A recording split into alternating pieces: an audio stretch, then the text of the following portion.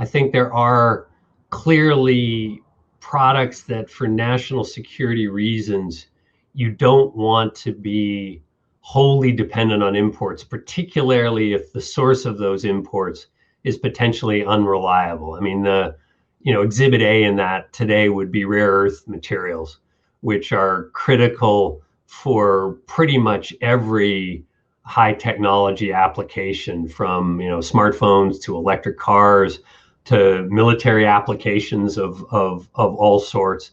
China is the source of 80+% of the rare earth production in the world, not because rare earths are actually all that rare, but because the mining of them is very dirty and environmentally damaging, and the Chinese have been more willing to do this than other countries. So the Chinese have something of a lock on rare earth production, and that's a weapon that they could use against the United States and other countries were they to choose to do so. If China cut off exports of rare earth materials, that would have significant impact on high technology industries and military applications in the United States and other countries. It's one of the reasons the US right now is pushing to reopen and expand domestic rare earth mining capacity, so we are not completely dependent on the Chinese. So I think there are national security arguments for wanting to maintain a level of either domestic capacity or domestic plus